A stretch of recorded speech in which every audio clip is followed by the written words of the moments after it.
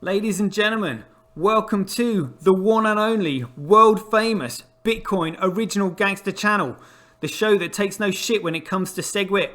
On this show, we'll be defending Bitcoin gangster style and exposing all the misconceptions spread by snake oil salesmen and shitcoiners. Let's get the disclaimers out of the way. So all the opinions that you hear on this show are opinion and must only ever be taken as opinion. They are never to be taken as any form of advice, family, financial, sexual or otherwise. And on that note, let's rock and roll.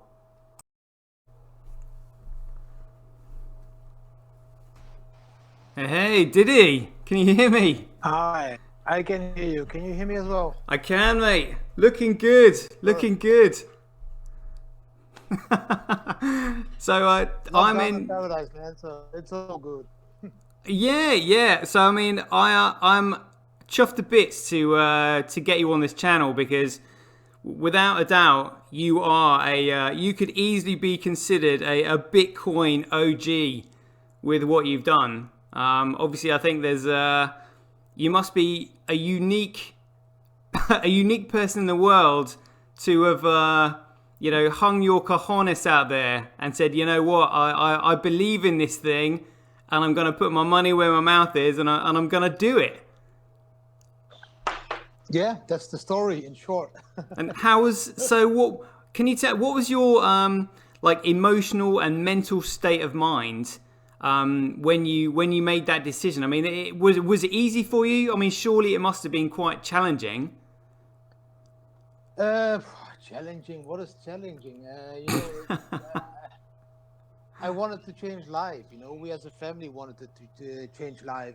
We were pretty rich, and I had a huge house and a few cars and a motorbike, and the kids had everything they wanted. But at the end, it still didn't make me really happy. And when my father died, even if I would have been a billionaire, who couldn't have saved him from cancer. So for me, it was a life change. I just needed to change life. I didn't want to run the hamster wheel anymore, and I just need to change. And because I started mining Bitcoins in 2013, but I knew about Bitcoin. I lost the faith in Bitcoin in 2014, of course, at the first crash that I experienced. But when it started picking up again in 2016, people started calling me, do you still have your Bitcoin? Do you still have your Dogecoins? And I was like, yeah, but man, I'm on the beach in Bali. Leave me alone, man. Leave me alone. Yeah. And they were like, no. Bitcoin starts to grow again, and the community is growing. So I checked it, and that's what happened. I saw the community growing, so discussing. I saw people believing in the revolution again. So at that point, we were traveling for some time, and I just looked at my wife and I told her, what if we just continue this lifestyle of traveling and we just go all in Bitcoin and let's see what happens. And so we did. Yeah. So she's a bit of an entrepreneur as well. No, normally not. For her, it was the biggest change for her, but she wasn't as materialistic as I was, so that was for her a little bit more easy. And she was a little bit more planned and structured, and she loved the life we were living as a normal family as well. But she also understood that I couldn't continue this life because I was being, I was breaking down of that type of life, and I needed more freedom. And for me, happiness is just in having freedom. And now 4 years later, we have been traveling already for 4 years now, almost 4 years. Sorry, I'm lying. And I just enjoy the freedom every day. I just love it. Wow, that's a really incredible story. So I didn't realize that you got into Bitcoin that early. I thought maybe you were sort of like got into it slightly later. Really grabbed the passion for it, and then was just like, right, I'm going to do it. Because to get into it that early, you must have been either moving in those circles or keeping an eye out for something. I mean, how was it that you came across it? No, it was a really strange story, man. And in 2013, I was still running the Amstel. I had two big companies, and I had a huge building, and I had 20 employees. So at that point, I always had those students, that did the scholarship at my place. And one of those guys came to me in 2013. He was like, man, did you ever hear about Bitcoin? And I was like, no, tell me more, And then he told me, man, it's going to be a revolution, and it's going to change the world, and it's going to disrupt the monetary system, and we're Wow. going to kill the banks and all that stuff. And I was like, can I make money? At that point in life, I still just wanted to be a millionaire, nothing else. That was my goal in life. That's what I was taught in school. Become a millionaire, you're happy. Yeah. So I told the guy, okay, you can do your internship at my place, and in this internship, I just asked him, can you just build the machines? And we start mining, and then he started building one, and then some friends came visiting me, and they were like, oh, Didi, you're also into Bitcoin. So they know already. And then we just together, we started building 20 mining rigs, and we had all the problems with the heating and all the stuff. We learned a lot of the people that were growing wheat in the Netherlands, what we needed to do with. Yeah, we didn't know where else where to go. We had so much heat production, we didn't know the solution. So That's we went hilarious. to this guy. Yeah, we went to this guy that was growing wheat, and we told him, how do we get rid of this heat in our office? And he sold us equipment, and then we were able to suck the heat out of this room, and that's where we started mining Bitcoin and Dogecoins, and so that was the adventure. And my father got his message that he was diagnosed with cancer, and just he had 1 more year to live. Oh, so no. I lost trust in that, and I just went living home with my father to spend the last year with him. Yeah, and then life took over, and then in 2016, people started to call me again, and then we did that crazy step of flying home. We sold our house for Bitcoins, which was sold in 2 weeks' time. I sold my cars, my pension funds, my kids' toys, clothes, just everything we sold for Bitcoin. And at that point, we were all in, and we just started traveling again. But at that moment, you're bombed by the media to the Bitcoin family, and they came flying from New York, from Wall Street. They came flying from Russia. They came flying from Australia, and they all came to our campsite because we were living on a campsite at that moment. And they all came to ask, why did you do it? Are you crazy? Bitcoin is illegal. It's multi-level marketing. Why would like a healthy, normal thinking guy like you invest everything he has in something which is not proving to be anything? And I just told him, I had a gut feeling, and I believe in this revolution. And I don't understand why we, as human beings, accept everything, that the monetary system is requesting from us. I don't like it. I just want everybody to have the same chance, blah, blah, blah. All the things. And that's how we were born to the Bitcoin family. And now it's still travel and support Bitcoin and other cryptocurrencies to the fullest, 24/7. That's a really inspiring and amazing story. So was it really the sort of the death of your father that sort of like gave you a kick in the direction? Yeah, it was two things. When I was 24, my mother was 48, and we had dinner at my parents' place, and she was in the kitchen and she fell down and she died when she was 48. So I lost my mother very early, and then that made me a workaholic. That's when I started to. I couldn't cope with the emotional feelings I had because of losing my mother. So I just started working, became a workaholic. Built up the first, second, third company. I even took a management job in Malta with it, all the stuff, and then you're on top of the hill, then you're on top of this mountain you are climbing for 10, 12 years, and you have your big house and your cars, and you have your bottles of Belvedere, and you have everything. You go on holidays, and then your father calls and tells you, okay, I have 1 more year to live, and he's 59 at that point. So at that point, I just quickly realized, okay, this life I'm leading, this is not making me happy. And what if I die at 48? Or what if I die at 58? Did I do what I wanted to do with my life? Did I spend time with my kids like I wanted to spend time with my kids? No. At that point, I wasn't spending time with the kids like I'm doing now, And that's what just made me realize, okay, man, I have 3 beautiful, healthy kids, and the only thing I'm doing is working. So, I just really needed to change. And that was, of course, because, these lessons you learn when you lose parents a little bit more early than other people. Yeah. That's, I'm actually writing a book at the moment called From Suicide to Sushi with Satoshi. I've got it advertised on the screen here. And it's all about figuring out. Well, I figured out what causes stress, anxiety, depression, happiness, sadness, like everything. I've discovered it.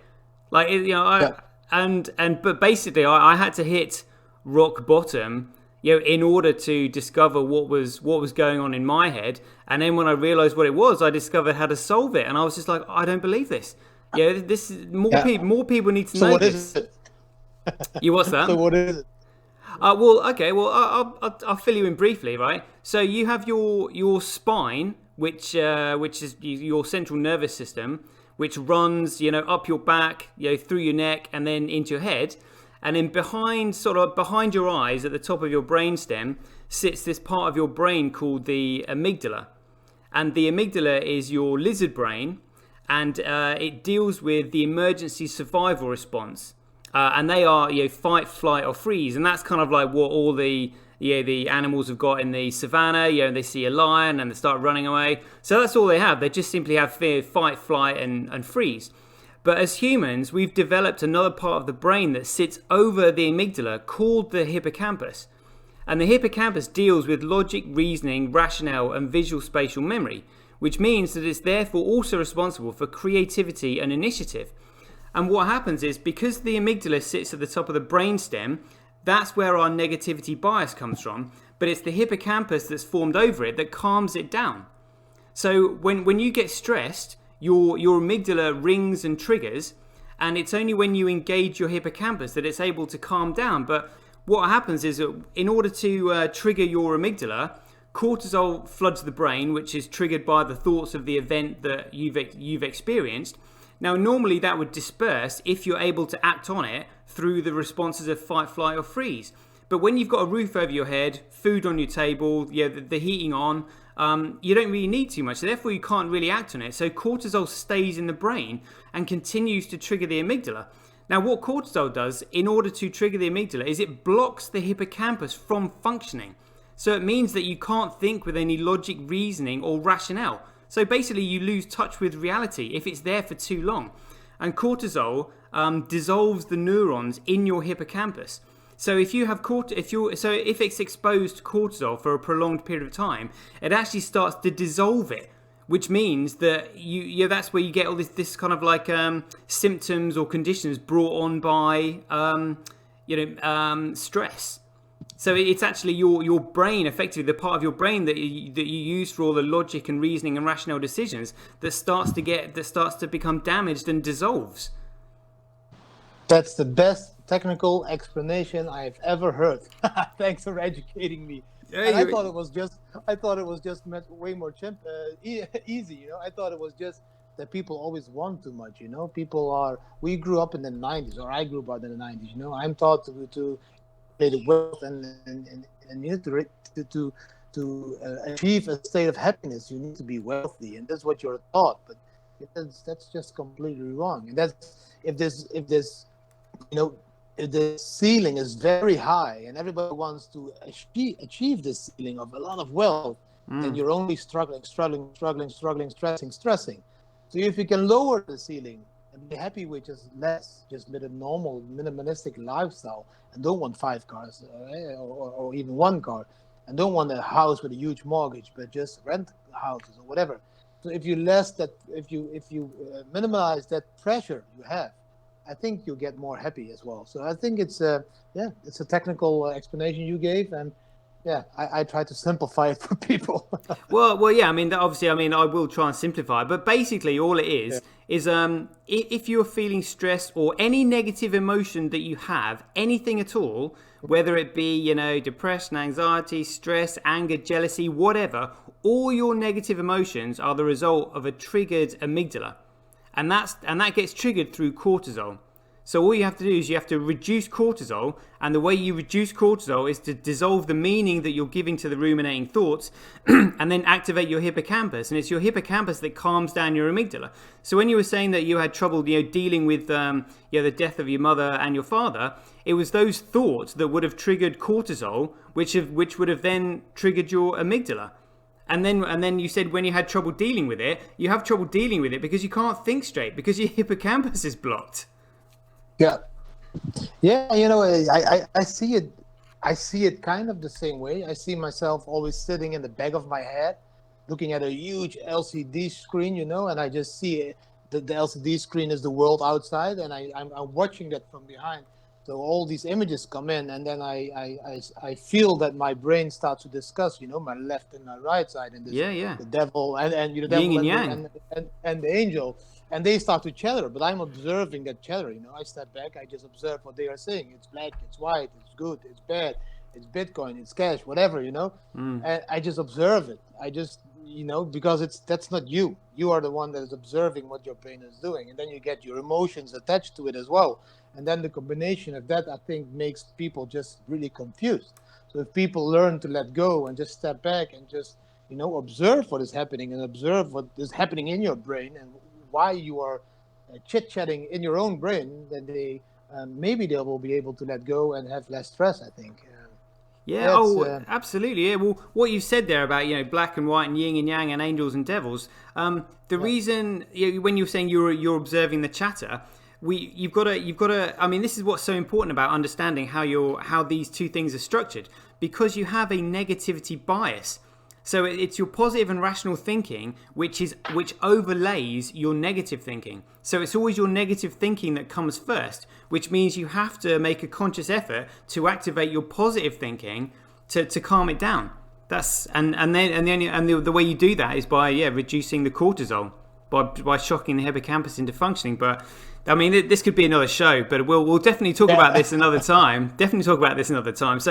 So let's get back onto the positive thoughts about Bitcoin then. So what's your take on why there are all these different chains and why the price of BTC tanked from $20,000 of its high? What do you think happened? For me, it's people always think or assume I'm a Bitcoin maximalist because we all call it the Bitcoin family, and but the name says exactly what I think. I feel everything and everybody in crypto should be one family.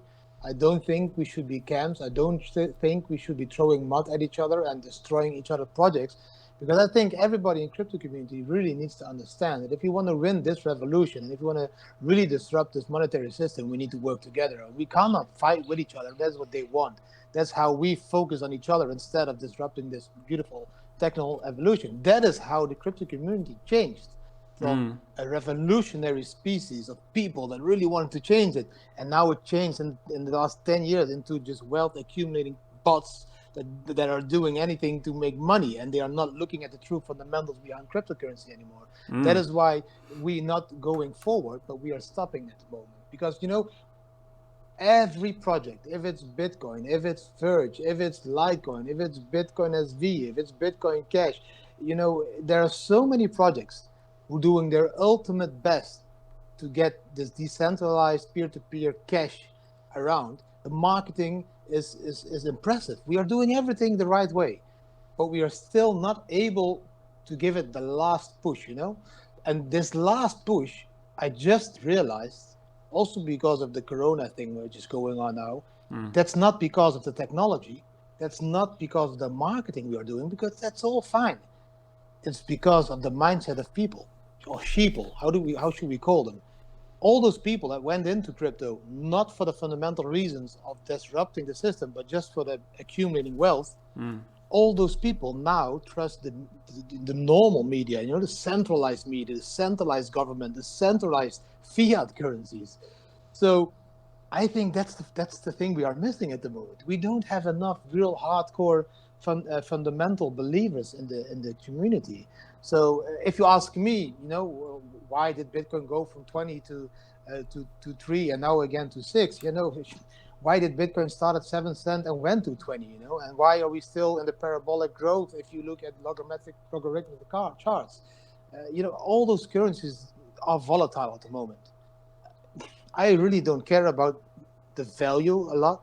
Of course, if Bitcoin goes up, I'm happy, and if Litecoin goes up because HODL did as well, I'm happy, And if they go down, I'm also shit, man, why now? But for me, that's not the importance of what we are doing now. The importance is exactly what we are shown now by the world. Now those big powers who we want to disrupt, they show their power, and we all are like small sheeps walking behind them. You cannot use cash in Netherlands anymore in the supermarkets. It's filthy. There can be corona on it. And everybody does it. Sorry, there's some noise in the background. So everybody just says, okay, yes, we don't use cash anymore. This is how they slowly get rid of cash. All over the world, they will get rid of cash and the physical cash I'm talking about. And we as a community need to create just a digital peer-to-peer cash that we can be using the same way we have now been using physical cash. Nobody can take it from me. Yeah, nobody can, keep me from transacting it with anybody in the world. Yes, I can lose it. Yes, I can use my Bitcoin wallet as well. But people really need to understand that exactly this is the crisis you all have been shouting about like the last 3 years. This is the moment we need to shine. This is the moment the whole crypto community needs to focus and spread the word about how Bitcoin now is so important, because they are taking cash away from us. In Holland, the banks are now at the moment they are telling the people to sell their gold back to the banks. Not telling the people, they are requesting the people to sell the gold back to the banks. All kinds of weird shit is happening all over the world, and now our community needs to stand up and not discuss, viruses, all this stuff, because people die. Of viruses. 150,000 people die daily. Like 500,000 kids die yearly in developing countries of diarrhea. And now we are freaking out about 50,000 people that die because of a virus. Please, crypto community, leave it and focus on now showing the power of Bitcoin, now showing the power of other cryptocurrencies, because that is what we need. That is exactly what we need. And, to be honest, I find myself discussing as well about Corona daily, because people attack me while I'm saying, okay, this is the moment. This is what we have been waiting for. This is the moment we can disrupt the system. But no, now we are just missing the collective power of a community that stepped into crypto for the right reasons. Now we discover that 80% of the community stepped into it just, for the next bull run or for the next, whatever. And that's the thing we're missing. Sorry, I talk a lot. Yeah, no, it was really interesting to hear your point of view. I mean, I was actually looking at statistics the other day saying that coronavirus is actually saving lives, because here in the UK, 2,000 people a day die from road traffic accidents and other things, and that's not happening because everybody's staying indoors. Nobody's going out. Nobody's getting drunk on a weekend. Nobody's doing stupid things. Nobody's driving their cars. There was,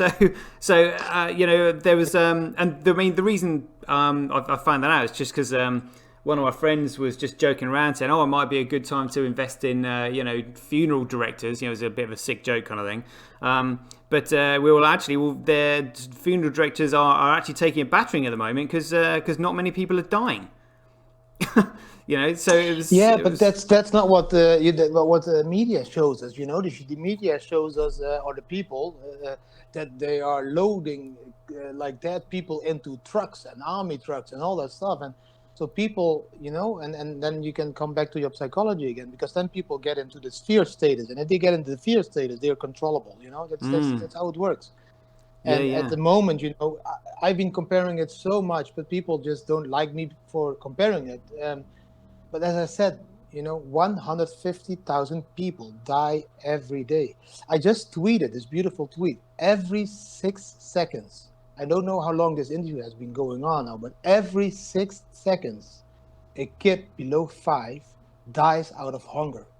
That is, every 2 minutes, the classroom of your toddler dies. Every half hour, the whole primary school around your corner dies. This virus is called hunger. We can easily save this. Wow, food.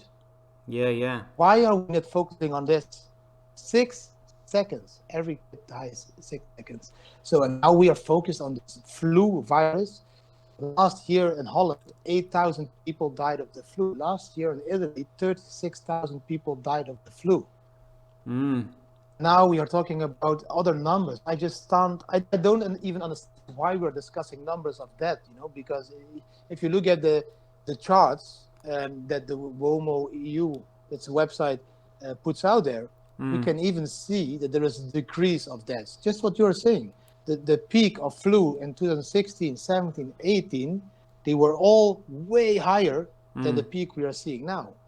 Less people are dying. It's what you said. Yeah, But yeah, yeah, yeah. but I think what will follow now, I think not the flu will kill people, but all the actions that we have been taking now, killing our Yeah. economies and all that stuff. I think that will lead to more dead people than any flu has ever done before. Yeah, you might be right. Actually, I mean, when I was looking at my statistics on suicide, they're basically saying that one person dies from suicide every 2 seconds. And at the Mm. moment, coronavirus is probably keeping them occupied, so they're not doing anything. But when this coronavirus thing is over, and then the economy starts to tank, and a really bad depression starts, that's when we could be seeing even more deaths. So yeah, I'm totally with you on that. I think people really need to just kind of like be aware that that sort of thing could happen. But what's it like on? Are you in Koh Phangan at the moment? Is that where you are? I'm in Copenhagen at the moment. Yeah, I'm on lockdown as well. They lock down the island, so no new people can come in, and we cannot leave. We even have a curfew at the evenings from 10 to 4. That I don't know why people all are freaking out about lockdowns and quarantines, and even in those you can't change it. It's there. If you want to change it, fight it. If you are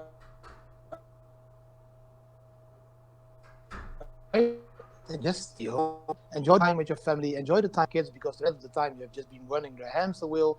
Finally, play those games you want to play. Finally, watch those Netflix documentaries you wanted to do. Yeah. Just make the best of it. I'm locked down as well. I have the luxury situation that we were in a house on the beach. So if I turn my screen, it's like the beach is like 2 meters, and so I can walk into the beach and all that stuff. Oh, amazing. But that's also but that's because you live a digital nomad life. You never know where you are, and where you might get locked down. But even in lockdown, do positive things. That's the moment many people have been waiting for. I wish I didn't need to go to work every day. I wish my kids could do homeschool. Now it's that the kids are being homeschooled. Enjoy it. You Wow. don't have to Yeah. work. Enjoy So, it. how did you Make the best out of it. how did you end up in Koh Phangan? I mean, that's I mean, if I mean, I think your lifestyle looks amazing. I would love to try it out for myself. But how come your journey stopped in Koh Phangan? What was it about the island that attracted you to it? So, to be honest, we were in Bulgaria, Sofia, and we were driving around the world with this Bitcoin van. But in Bulgaria, we found out it's so cold, and it was becoming winter. So we had like, because we did a detour, we didn't make our time schedule, so we couldn't be in the warm countries before, and that's why we just chose from, okay, it doesn't feel good, it's too cold. Um, my wife and I both felt something is going to happen in 2020, and we had a very busy year in 2019. I did a lot of keynote speaking events all over the world. The kids and everybody, we all travel and we make videos, and it's a pretty busy life. So my wife was like, let's take a 2 months break. So I told her, okay, let's go to Copenhagen. We just feel our guts, that's telling us go back to Thailand. You love it over there. There's also a beautiful crypto community. So we went to Copenhagen. And I arrived a day, and 2 days later, this guy calls me and he's, Didi, it's so beautiful you're here. Do you want to help me with my project? And we are setting up a digital nomad co-living, co-working environment for blockchain-related projects and people. Wow. And it's called House of DAO. You can check the website. It's houseofdao.eo. And I said, yeah, let's do it. I'm here. I don't have anything else to do.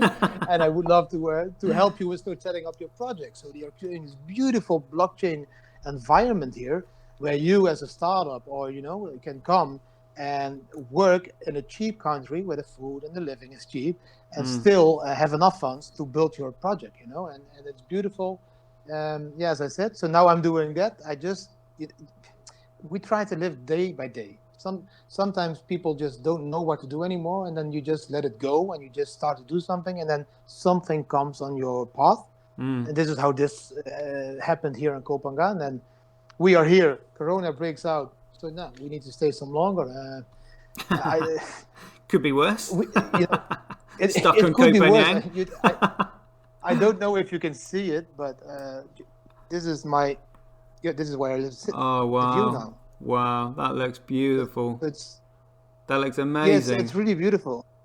I have my hammock over there where I'm always like chilling, and um, so yeah, I'm making a lot of videos. Sorry for all the people that I'm making videos of a beautiful place. It's not because I'm arrogant. I want to show off, but it's just the place where I'm stuck now. And I can't do anything about it. Yeah, yeah, like I said, being stuck on a beach can't be too bad. Well, at least like not in the relatively So short term anyway. So that's pretty good. So so this Bitcoin, this has got a sort of like blockchain community that's being built over there. Just go sort of back to Bitcoin quickly. What's your how do you define what Bitcoin is? What is it to you? for me, Bitcoin should be nothing else than a digital peer-to-peer cash. So any currency that wants to replace money should be a digital, decentralized, peer-to-peer cash. That is unconfiscatable and all that stuff, and has an amount of privacy. Um, all other projects that are decentralized, one kind of industry, whatever industry, it's the housing industry or it's the travel industry, like Excel Trip is doing, for example. They make it possible you fly and you book hotels using Bitcoin. It's all not placement of money, making it more trendy and cheap.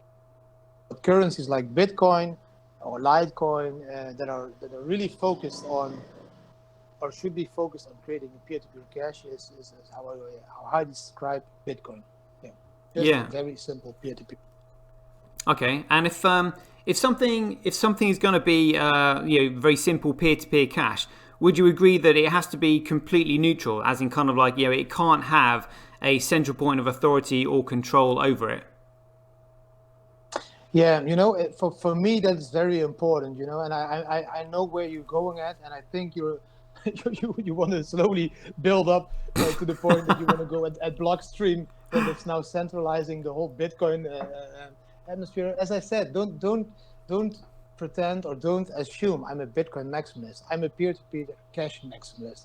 I will support any project that is creating peer-to-peer cash. Yes, I have some currencies I love a little bit more than the other ones, and because I don't like certain people, how they behave in public. I don't want to work for a company with a CEO that behaves like an idiot in public. And some currencies sadly have. And for me that's bad. And in Bitcoin I cannot point one person that's pretending to be somebody who's not. So for me, again, if it's Litecoin or it's Bitcoin Cash, or if it is a new currency which still needs to be developed, it doesn't matter. I need to have the possibility to have a peer-to-peer digital cash when the whole world goes cashless. I don't want to be a slave. I don't want to lose my freedom, and I don't want to have to tell anybody what I will do with my money, or when I spend it, how I spend it, and where I send it. That's why I need this digital peer-to-peer cash. Okay, so I mean let's go And on I to I know you are a Bitcoin SV supporter. So tell me, why is Bitcoin SV the solution in your opinion? Let me ask you the uh, question. well, I mean, obviously I've been talking to lots of people, and I'm looking for counter arguments. So, do you? What's your understanding of SegWit? SegWit is for me just a second layer solution on the Bitcoin blockchain. Let's say like this. So um, I think it's not ready. I think it needs to prove itself that it's ready. But I think that's the same with a lot of new currencies. Bitcoin is at the moment just the only one that has this track record of almost of more than 10 years now, and 10 years without any mistakes, faults, fallout, whatever, hack, nothing. Um, a lot of new currencies have not proven this yet. This is where my doubt is in the new currencies. Okay, well, I'm from the time 2016 where people thought that Ethereum was the same as Bitcoin. I needed to explain to people, no, guys, Bitcoin is replacing money. Ethereum is replacing the internet, where you can create decentralized dApps.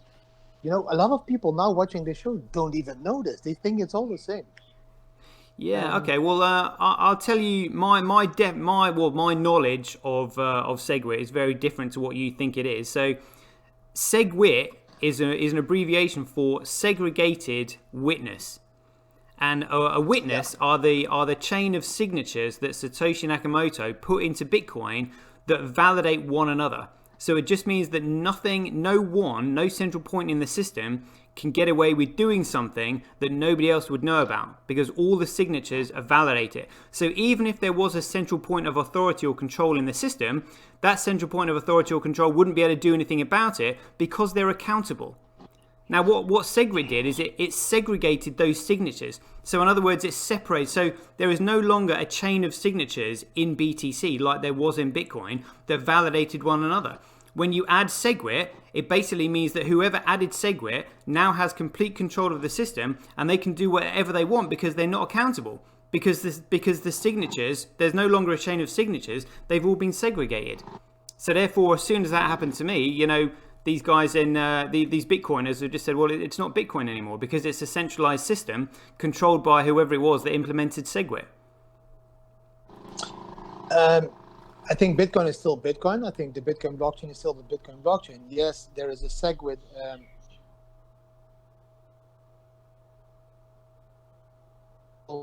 skills about it. I'm not the most technical guy.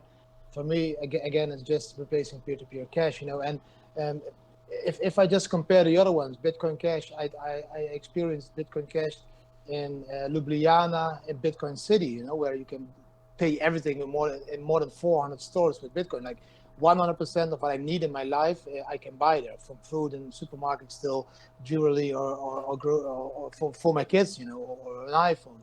And everything was being, because I was able to pay everything with Bitcoin or Bitcoin Cash or Litecoin. And for me, it worked very, very good. You know, it was perfect. So for me, it's more about adoption as well. You know, it's we need we need a currency that really strives to achieve mass adoption. And I think you can only do this through a community. And to create a good community, you need to be whatever project you are, you need to be very honest and very open. And for me, what I've seen now from, for example, Bitcoin SV, the one you prefer, is that Greg White has not done this. You know, he has appeared in too many different ways on stage and pretended to be Satoshi, and then again not Satoshi, and then he claims to have all the patents, and then he claims that everybody is dependent on him because he has all these patents and everything researches. And then I'm like, but we are in it for to decentralize the world. We are in it for, you know, disrupt these systems. You are now centralizing again. But again, my technical knowledge is not as good as it should be probably. But for me, there are too much currencies who have people pulling the car in a very negative way and making a war. Well, we should all be working together to disrupt this monetary system. But what if this person was Asperger's and kind of like they weren't really good at very social etiquette, but they realised that what these other people were doing was wrong. So he's the one that pointed out that was just like, look, SegWit adds sort of malleability to the system, which means which means it now has a centralized point of control, and a centralized point of control now is no longer accountable to anybody because the chain of signatures has been broken. Surely that's wrong. Yeah, you know, if that is technically wrong, then he is right in it. But he should have never been appearing on television or as a keynote speaker. He should have hired a good as a CEO without asparagus that could have made a really good show out of it, and then maybe people would have believed it. But I think he's a very good example that of a guy that has thrown his own windows, as we say it in Holland. You know, yes, probably technically it's a very good variation of Bitcoin, but you know, if you do the wrong marketing, you will lose. Many projects and products in the normal world didn't succeed because the marketing was shit or because their CEO was shit. And this is just, you know, one weak point that I have seen in BSV, and I see more weak points in other currencies. And one weak point in Bitcoin could be SegWit, you know. But I don't want to create this war. I want this very intelligent guy, which is called Greg White, if he is really intelligent, what people tell me. I've never met him, to be honest. If he's that intelligent, if Roger Ver is that intelligent, and you have a Blockstream team which is intelligent or whatever, or Charlie Schwem, why, or Jimmy Song, why not work together to disrupt the system? Is that this difficult? Do we have these big egos that we prefer the one-man show above the collective disruption, of this monetary system? I just don't understand it. All right, this is exactly what happened in the normal world. And we should be changing that normal world into this new world. And we are not. We're just copying our stupid behavior from the old-fashioned world into this new world. And that's exactly what we shouldn't have been doing. Okay, well, what if then the powers that be who control the monetary system saw what Bitcoin was and then thought to themselves, right, well, we can't shut it down, but because of the block reward halving, if we can prevent people from using it long enough, the blockchain will just simply become redundant, the miners won't be able to sustain themselves, and the project will die, and we will retain control of the money supply. Yeah, of course, that is something they could be doing. It could also be that not that exact. Well, what do you think SegWit is? That gold, huge backup loving child always is disappearing slowly, or if there is more gold available. Maybe they just realized, oh shit, our technology is growing this fast that we can find gold in the bottom of the sea, or we will find it on Mars, and that will double our gold stock, and then the price of gold will fall. We don't know how much gold there is in this universe, in this world, in the sea. So we need something new. We need a Bitcoin alternative, a digital alternative of a maximum market cap of 21 million Bitcoins. Maybe they realize this. Yes, maybe they are taking control. If they are taking control, at the same time, my opinion then is, then even more people, which are just in this industry to make money, should step in, because they are not taking control to bankrupt themselves. They are taking control to increase the value of what they're taking control of, and then you can make profit of it. So for me, it doesn't matter. I always watch the positive side of everything. So if they take control, I will just, ride the next bull run together with them, and then I will get out at a good point and exchange to US dollar tether or whatever at that point, and just live my life, or share a little bit of my profit again with poor people, because that makes me happy. Everybody is in it for a different reason, and I agree with you that maybe there will be even better alternatives than Bitcoin or Bitcoin Cash or Bitcoin Satoshi Vision. We don't know. Maybe in 2 years' time we have this digital US dollar, and everybody, all the sheeple, will believe in the digital US dollar again. The thing I'm seeing now is that I would have hoped that about 30 to 40% of the people in this world were already a little bit awake and would understand what was happening. But I think we are just with maybe 5%, 5% of crazy people that believe that they can disrupt this monetary system and take the power back to the people. So I just play the game as it comes. I live the day as the day comes. I can't plan. I don't plan. I never plan. And I try to educate myself as much as possible in the technical underlayings of all currencies. But, the last 3 years, 2,000 currencies came out. It went a little bit fast.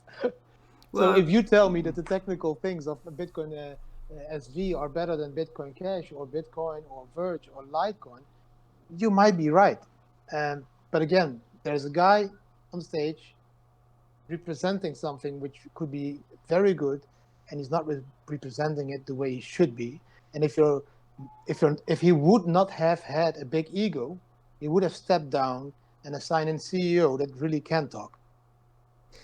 But what if he's Asperger's and he doesn't realise that he's not very good, and he's just doing his best to try and explain to people what he's done for his creation?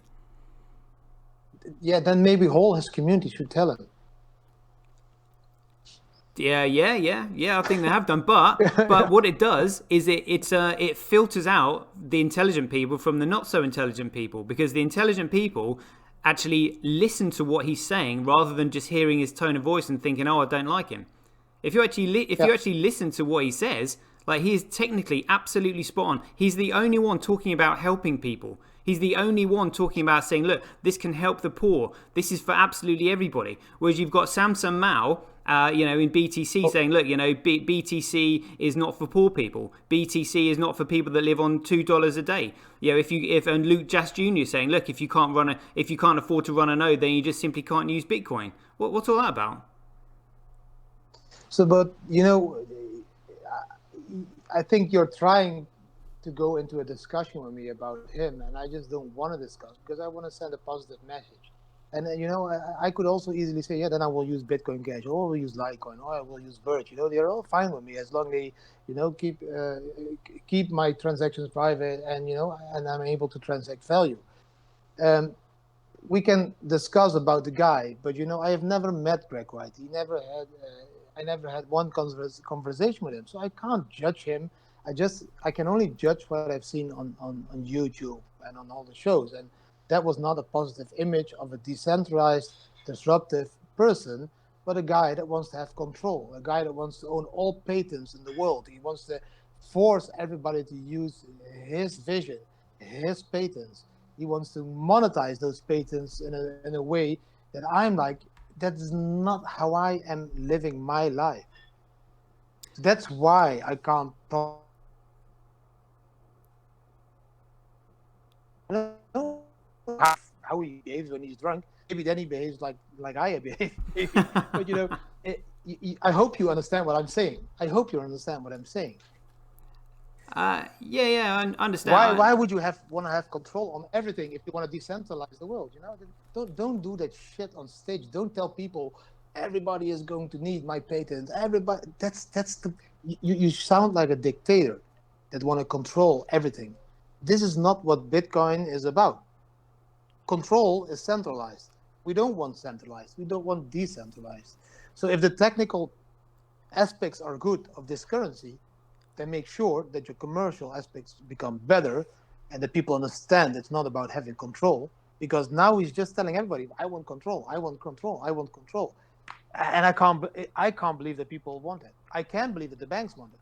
I can't believe that, like Ripple, that, you sell your product to banks and to financial institutions. But that's not why I stepped into crypto. But if from my experience, I would say that inherently people are extremely selfish. They're always going to look after number one first. If like the Ring of Gyges. Are you familiar with that story? Sorry? Are you familiar with the story about the Ring of Gyges? No, I am not familiar with that story. I'll just fill you in briefly. So the Ring of Gyges was this story where basically somebody put on the Ring of Gyges and it made them invisible. And so they had this power to be invisible, but basically everybody who put the ring on that made themselves invisible basically ended up committing crime. They couldn't help themselves because they just knew they could get away with it. So therefore they just simply did it. So if you give somebody the ability to do something or the power to commit a crime, absolute power corrupts absolutely. That's the whole point. So what Craig is doing is he's forcing people to play fair. He was just like, if you want to, sell naughty images of children, if you want to sell drugs, fill your boots, but you are going to get caught, so therefore don't do it, and we are going to make a system where everybody is accountable to someone, which means that no single person has got any control over it. And all these other people are going, no, we don't like that. We want to make the system anonymous. We're going to do what we want. If you make a system anonymous, whoever it is that added that anonymity has complete control over the system because they're not accountable. The whole point of money is that it's being neutral, that nobody has control over it. So this was the issue with SegWit. They've segregated the signatures, which means that they can no longer validate one another. So what do you want? Do you want a system that's fair, that's trying to be explained by an absolute genius who's got social problems because he's got Asperger's, or do you want a system sold to you by some smooth operator who is like a snake oil salesman who said, don't listen to him, he doesn't really know what he's talking about, he's an arsehole. You really want this system, when in actual fact they've got complete control over it and they're just mugging you off. Again, I think I don't want to go into a discussion about people I've never met. Technically, I'm not the best, and I don't know all the differences between all the bitcoins. My goal is to get main adoption of peer-to-peer cash. And the thing we are doing now here is the same. We are now discussing about stuff that doesn't matter. We should be spending time in creating solutions and marketing to, to make people believe and understand why cryptocurrency is important. Yeah, And but you, again, if you it's said Bitcoin or it's cash has to Bitcoin be Cash neutral. or it's like, Cash yeah, has to be neutral. So neutral. the only one who we still don't know who the owner is Bitcoin. This is the only one. And if you want to tell me that Bitcoin Cash as it's not Roger Ver doesn't own it, but Roger Ver is the main person behind it or in front of it, promoting it. And you have Bitcoin SV where Greg is being this person. Um, that's all not as decentralized as Bitcoin is. And then I'm not talking about about the mining, but I'm talking about technology, and I'm talking about nobody is talking about patents and all the things and all that stuff. It just needs to be a peer-to-peer cash. Yeah, but That's what it we needs to need to be. talk about SegWit. SegWit means that the system is completely corruptible and controlled by a centralized I, source. I don't I've never used SegWit. I've paid with Bitcoin the last 4 years all over the world. I don't own bank accounts. I've been able to pay with Bitcoin from the Netherlands to Thailand to everywhere in the world, and without SegWit. Without SegWit, I have never used SegWit. I use my normal Bitcoin wallet, and all the transactions, have been going through, and that's enough for me. I need to be able to have the control and the power on my cash. And as a family, and you can check our YouTube channel, we have been proving that we've been paying with Bitcoin all over the world. There is no tremendous times of waiting and blocks and all that stuff. No, because there are other third parties that facilitate the payments. If I book my hotel or my flights on exceltrip.com at the moment, the booking is confirmed directly without even Bitcoin being in. Do you know why? Because they know the payment will come in because it's blockchain. It hasn't been hacked for 10 years. Yes, it needs confirmations, but it will be arriving. And this is what I want, just to be able to pay, just to be able to send my Bitcoins to my nephew on the Moluccan Islands because he has a telephone without any bank holding him. My nephew on the Moluccan Islands is the son of a fisherman. He don't even have a bank. He don't even allow it to have a bank account. I just want to be able to send him some money every month. All right. And Well, it is happening now. And I'm doing it with Bitcoin. I'm doing it with Litecoin. I'm doing it with Verge. I'm doing it with Bitcoin. I've been doing it with all currencies. It doesn't matter for me. when I just want nobody to have control. well, when you said you haven't been using SegWit, you can't not use it because it's SegWit is ingrained into the protocol now. Do you mean you haven't paid with Lightning No, Network? the last. Sorry, yes, I was talking about the Lightning Network. Sorry, yes. All right, yeah. Well, Yeah, SegWit is yeah. now Sorry. they've Yeah, changed there the was a step protocol. before. Like the SegWit Yeah, is a Lightning Network is a second layer, what they call solution. So that's controlled by Lightning Labs. SegWit is actually the change of the protocol in Bitcoin that separates the signatures, which means that basically yeah, a centralized source has control of that system. I mean, you can still pay with it, yeah. but they control it You're, and they can shut it down if they want to. you're totally right. I was talking about the Lightning Network, and yeah, sorry, man. Yeah, that's what I told you. My technical knowledge is not that good. Maybe I'm like on 10% working capacity now because I'm just too much enjoying the beach and the sea. I don't know, man. So for me, again, I don't want to have any wars between Cash or SV or Bitcoin. I just want us all to collectively disrupt this monetary system. Well, that's what we all want, though. I mean, this is one of the reasons Yeah, why there's a fight on. Together. Because what was the original Bitcoin, which was a chain of signatures which all validated the transactions, which meant that no single party has control over the system, has now been changed, and there is now a central party in control of BTC because they implemented SegWit, which means they can get away with doing shit without anybody knowing. What do you want me to say? Well, I want you to say, "Oh my God, I didn't know that." No, I already proved that by the discussion because I was talking about Lightning Network. So I don't need to say that. Well, for me, it is not important. Again, I want. You just don't seem to get my point, and I think it's a useless discussion if we just discuss these kind of things, because I'm able to pay, and that's what I want, and then I'm able to hodl my bitcoins without anybody touching them, and this is the importance of me and for me of the whole Bitcoin story, and this is the whole goal. It needs to be peer-to-peer cash, that's unconfiscatable, and SegWit, no SegWit, Lightning Network, no Lightning Network, all those technical things, it doesn't mean a fuck to me because I just want to be able to not use banks. And that's what I've been doing for 4 years, and successful been doing for 4 years. So, but what if the banks were to pay a group of developers to implement a system which broke the chain of signatures in SegWit, which meant that the world will never adopt it because multinational corporations can never use it. They can't use a centralized system. So therefore it will never be adopted as money, and therefore they're building a second layer solution to prevent people from using the chain, which means that miners won't be able to support themselves, which means eventually the chain will become redundant and collapse and the project will fail. Well, you can go on like this, but you know what it is? If that happens, I will step to the next solution. If that won't fail, I will step to the next solution. I will step to any solution that is not controlled. I will step to any solution that is not run by banks. I will step to any solution where I don't need to use banks. That's what I've been saying from the beginning of this interview.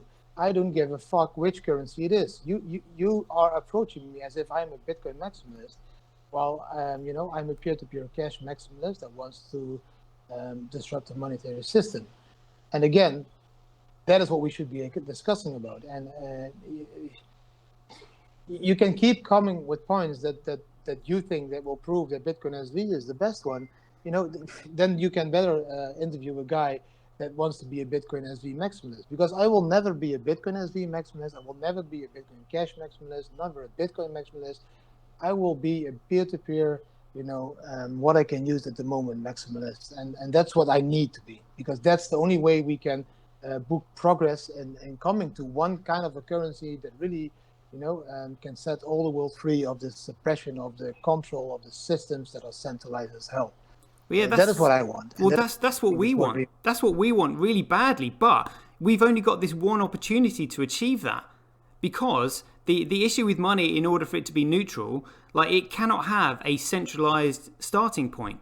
So anyone that creates a system like Charlie Lee or Charles Hoskinson or I can't remember his name, Evan Duffield, from Dash, or Roger Ver from Bitcoin Cash, whatever. If a currency has a central point of authority, it basically means they have control of the system, and it means that it has no credibility whatsoever, because if someone created it, it means that both China and America can also create it themselves. So what Satoshi Nakamoto did was he decentralized the starting point by writing the paper in the English language and releasing it to the Western world, but he gave himself a Japanese pseudonym. And that meant that the network was able to grow for a period of 10 years without any point of authority or control. And that's what neither China or America can replicate. But because people are now familiar with cryptocurrencies, it means that situation can never happen again. So we've only got this one shot to make this work, to make sure that the world has a neutral currency. And at the moment, what they've done is the banks have paid a group of developers to make sure that BTC can't achieve that, because they want it to fail. And we're just like, oh my God, we need to tell people about this. We're on a march to get peer-to-peer electronic cash for the world. And people have been deceived by what's going on. That's why we're in a panic.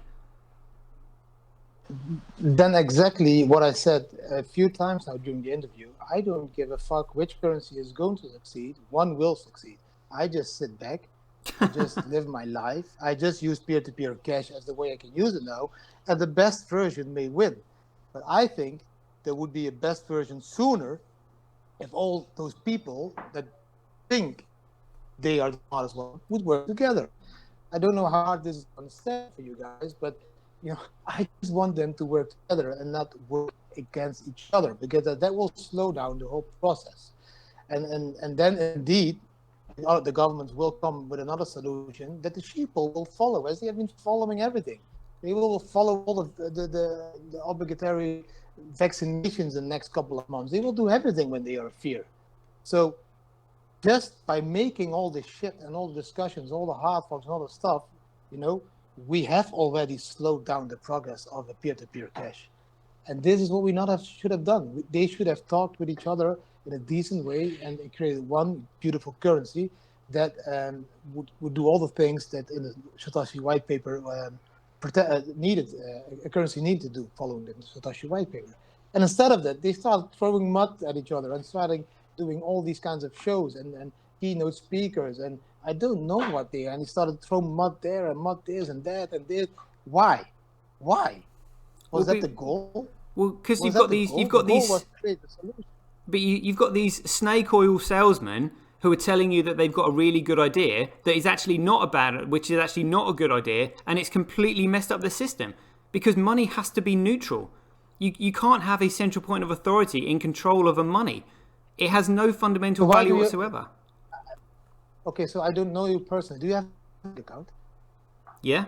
Are you all in? Yeah, totally, 100%. You don't own bank accounts anymore. Oh well, I mean, I need a bank account in order to buy Bitcoin. No, that's already what I'm talking about. So many people are talking the talk but not walking the walk. Who of your friends own bank accounts? All of them. Yeah. That's centralized.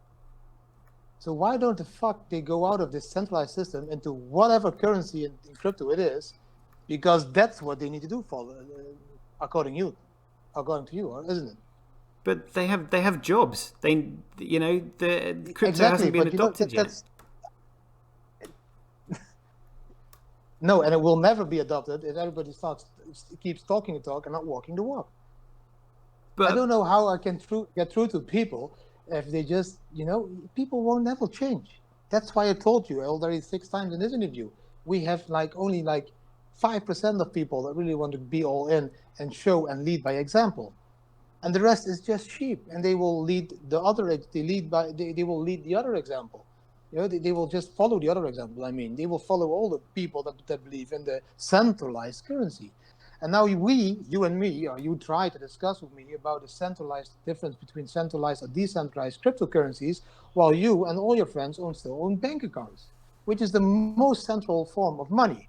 And that's, for me, just unbelievable that all those people last years tried to discuss with me about this while they own more than 80% of their capital is in the most centralized system in the world. Do you know how strange this is for me to understand that even people that pretend to be crypto people and gurus and shows and everything still have bank accounts? Choose a job where you earn Bitcoin. You can see what happened now.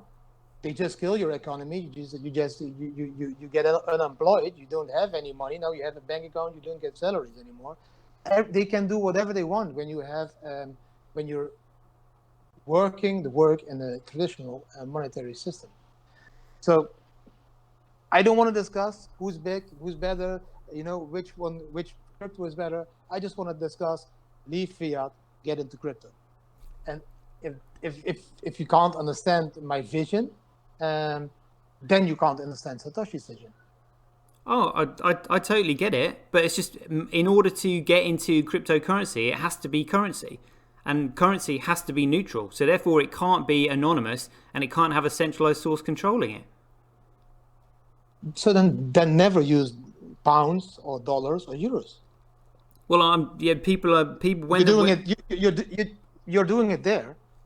Everybody is doing it there. Nobody gives a fuck that that one is centralized control. That they print $6 trillion in 2 days time. You're using the most centralized currency, and now you try to discuss to use decentralized cryptocurrency. Please, any cryptocurrency is more decentralized than physical cash or than the fiat currency. It doesn't matter which cryptocurrency you use. They are all more decentralized than the fiat currency. So oh, everybody wants to discuss this with me, but they still have like 90% of their value in the most centralized system in the world, where they can push a button like they did in Greece and in Cyprus, and they just say, you cannot touch your money. You can only get 160 euro per week, where they just push a button and freeze your whole account. And everybody is believing in this centralized version, fiat, and tries to discuss with me the differences between Bitcoin, Bitcoin Cash, Bitcoin. It doesn't matter. If you're not fully all into cryptocurrency, you're supporting the most centralized version of currency around. I hope I can. I hope I'm a little bit clear now. yeah. But it's just, I mean, the system of Bitcoin is still being built right now. It's kind of Then you like, use Bitcoin Cash. Then you use Bitcoin SV. Go all in Bitcoin SV. You trust it. You know it. You know Greg. You trust Greg fully. You think he's the smartest guy. He just has a small problem of this. I don't even know how you call it, the sickness. But you know this will Asperger's. be the new currency. Asperger's, sorry. So you know this is the new currency. Go in, all in. Well, I'm What the like fuck do you still 99% in, but I still need to go down to my local supermarket and buy sandwiches for lunch. No, you can also be 100% in and just exchange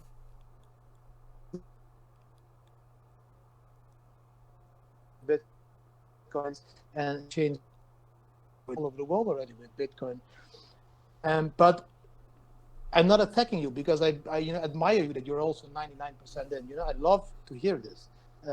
What I'm trying to tell you is you're discussing this with the wrong person. You should be discussing this with somebody who's supporting the most centralized system in the world. For me, any cryptocurrency is more decentralized than the fiat system. So yes, a lot of people attack me on, or try to trigger me on, why do you believe in Bitcoin? Or why do you believe in Litecoin? Or why do you believe in Bitcoin Cash? I believe in peer-to-peer cryptocurrency, digital cash. I believe in any cryptocurrency that gives me the opportunity to transact value without anybody stopping it. I don't want to know the details of everything. SegWit or Lightning Network, or I don't even know the details of Bitcoin Cash or Verge or whatever. I don't want to know them. I want to use it, and as soon as I am able to just use it without needing to think about all the technical things, then other people in the world will be able to understand as well, because they are like blank in knowledge on cryptocurrency. They don't want to know details. They just want to use it. Just the way they use physical cash now. They take €5 out of their pocket and pay the €5 in the grocery store or give it to a friend. This is how they want to be able to use cryptocurrency as well. I can see it here in Thailand, man. Here in the island, it's a small island. I can already pay my hotels with Bitcoin, restaurants with Bitcoins. I can pay in bars with Bitcoins. The Thai people, they all have apps like WeChat and all that stuff. They pay just like using apps all over the world here.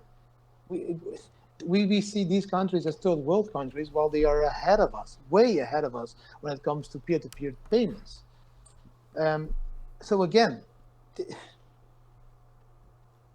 for me, it's all about that we have peer-to-peer cash that nobody can confiscate from me. And which currency it is, I really don't care. I went into Bitcoin. I went into this industry because of Bitcoin. That's why we are called the Bitcoin family. And afterwards, all the hard forks came, and I used a lot of other currencies on a daily basis as well. And that's the goal. There is nothing else for me. That's the goal. I don't want to have people fighting over the same goal. Why would they? Because you're just slowing down. You're just slowing down the evolution of money, which cryptocurrency should be. It should be the evolution of money. If we fight inside of the industry, we are just slowing down this evolution of money.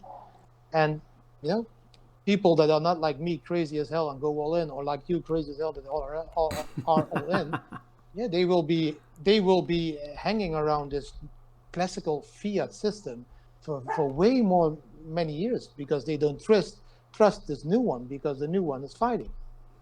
Oh, let's check out. Oh, let's see what this Bitcoin is. And then they just see video or YouTube videos of childish people throwing mud at each other, shouting at each other, claiming to be people they are not. Let's leave that one there and we will just keep to fiat. We will wait till the digital euro or dollar comes. This is, for me, it's ridiculous that they have been fighting and not working towards solutions and creating a peer-to-peer cash as it was supposed to be. Yeah, but that's because, you know, the people who control the current fiat system have an unlimited money supply, so therefore they can print whatever they want.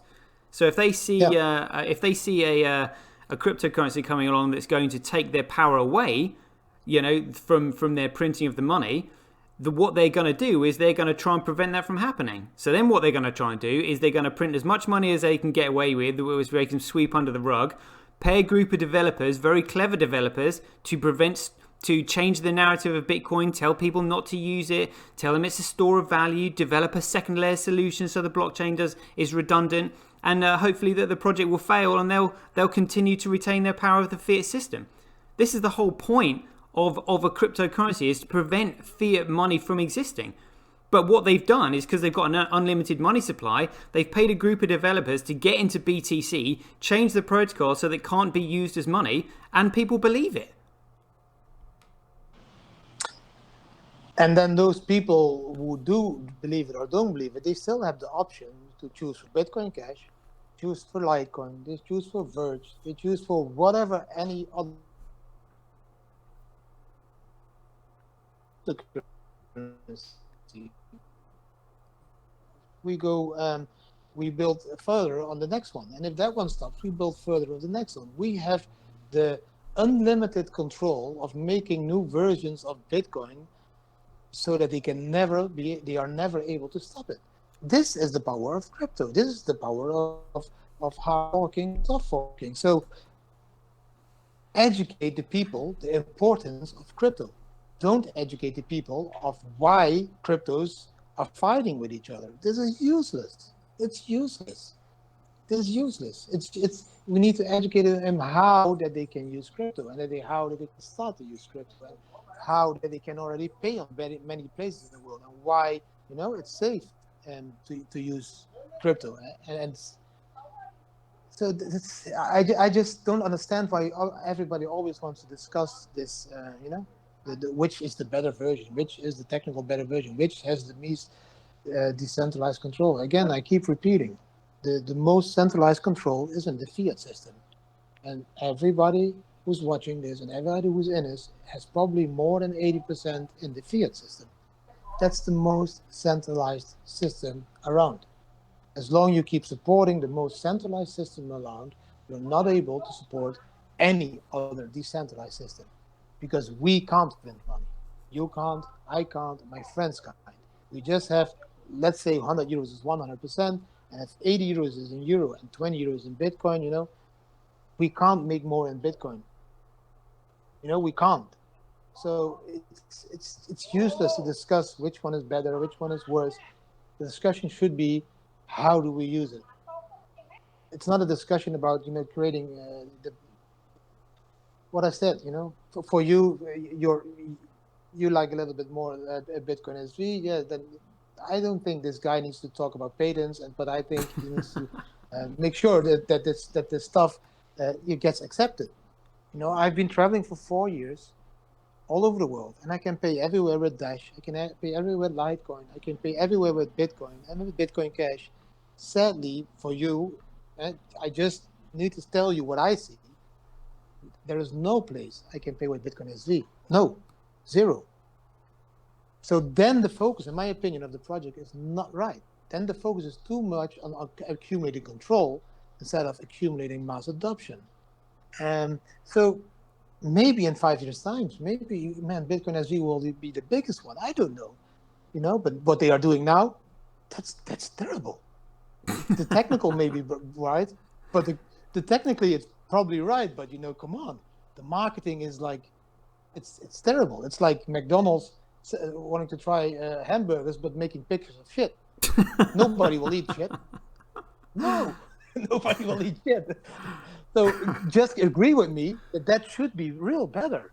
Because tell me, have you seen places that accept Bitcoin SV?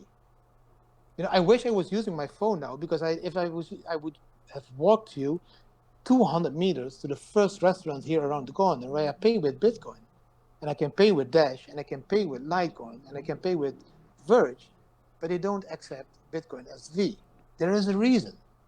I don't know what the reason is, but as long I cannot use it, for me it's unusable currency. It's unusable peer-to-peer cash for me.